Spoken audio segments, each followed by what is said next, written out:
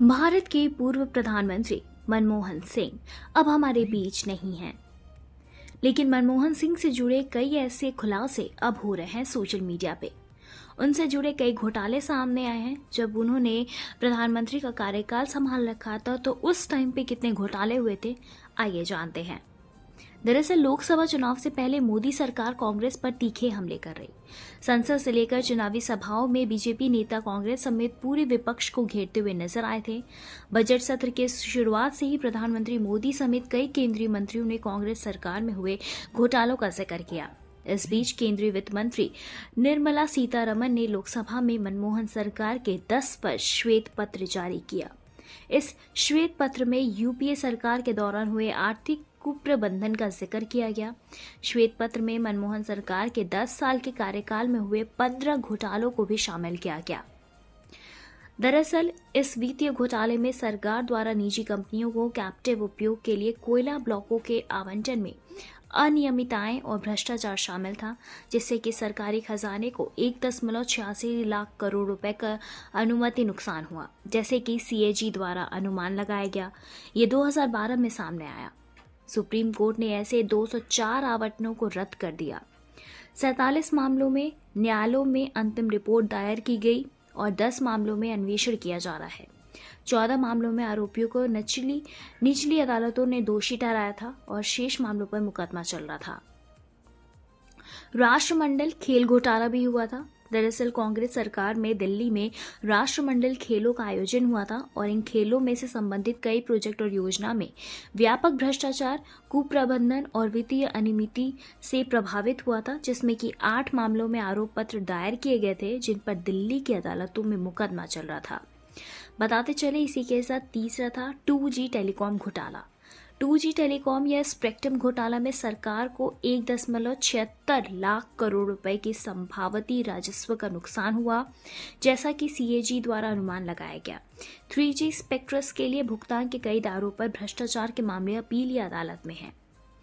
Sharda chit fund ये एक Ponzi scheme थी, जिसमें कि व्यक्तिगत उपयोग के लिए धन का डाइवर्जन किया गया और निवेशकों को उच्च लाभ के वादे के साथ लुभाया गया। ये घोटाला साल 2013 में सामने आया। ये क्रूर बिखर गया, जिससे कि लाखों निवेशक वित्तीय जोखिम में पड़ गए। इसी के साथ आईएनएक्स मीडिया मामला। ये मामला मनी लॉन्ड्रिंग और एक मीडिया कंपनी में निवेश के लिए विदेश निवेश मंजूरी में अनियमितताओं से जुड़ा हुआ था। ये मामला अदालत में विचाराधीन हुआ। इसी के साथ एयरसेल मैक्सिस। इस मामले में एक टेलीकॉम कंपनी में विदेश निवेश को मंजूरी देने में अनियमितता और रिश्वत लेने का आरोप है। मामलों की सुनवाई अभी भी चल रही है। भारतीय अंतरिक्ष अनुसंधान संगठन यानी कि इसरो की कॉर्पोरेट ब्रांच एंटिक्स कॉर्पोरेशन और देवास मल्टीमीडिया प्राइवेट लिमिटेड के बीच एक उपग्रह सौदे में अनियमितताएं और भ्रष्टाचार, दुर्लभ एस बैंड स्पेक्ट्रम के आवंटन में अनियमितताएं और देवास मल्टीमीडिया को गलत तरीके से लाभ पहुंचाना इस मामले के प्रमुख तत्व हैं। सुप्रीम कोर्ट ने धोखाधड़ी के निष्कर्ष की पुष्टि की और आपराधिक मामले के लिए आरोप पत्र दायर किया।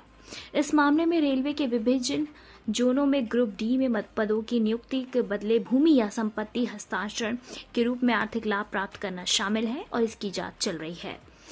बताते चले इसी के साथ पंचकुला और गुड़गांव में प्राइम लैंड का आवंटन, यानी कि ये एक अनेक मामले हैं जो निजी बिल्डरों के मिलीभगत से प्रमुख भूमि का अधिग्रहण से मुक्त करने और औद्योगिक भूमि को नजदीकी सहयोगियों को आवंटित करने से संबंधित है। जांच के बाद विचरण न्यायालयों में आरोप पत्र दायर किए गए।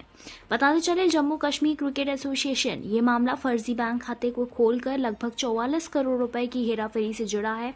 जांच के बाद आरोप पत्र दाखिल कर दिया गया था। और एम्ब्रियर डील ये मामला ब्राजील के एयरस्पेस यानी कि एयरस्पेस कंपनी एम्ब्रियर से भ्रष्टाचार, रिश्वतखोरी और पाप से जुड़ा है। जांच के बाद आरोप पत्र दायर किया गया और मामला विचारण न्यायालय में लंबित है। बात करें अगर पिलाटस बेसिक ट्रेनर एयरक्राफ्ट की, तो ये मामला वर्ष 2009 में भारतीय वायुसेना के लिए 75 पिलाटस बेसिक ट्रेनर विमानों की खरीद में भ्रष्टाचार से जुड़ा है।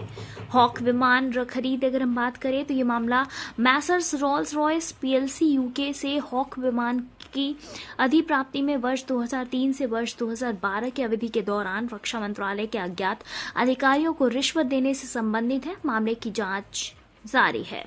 आदर्श हाउसिंग सोसाइटी घोटाला। ये मामला एक रक्षा भूमि परियोजना में अपार्टमेंट के आवंटन में अनियमितताओं से जुड़ा था और ये परीक्षाधीन था। और अगस्ता वेस्टलैंड हेलीकॉप्टर घोटाला। हेलीकॉप्टर की खरीद में रिश्वत दी गई थी। ये मामला काफी ही चर्चाओं में था। इसी के साथ बताते चले कि यहाँ तक कि कई ऐसे मनमोहन सिंह के उसमें कई ऐसे घोटाले हैं जो सामने आए हैं। कोल ब्लॉक आवंटन मामले में सीबीआई ने पूर्व प्रधानमंत्री मनमोहन सिंह को क्लीन चिट दे दी थी।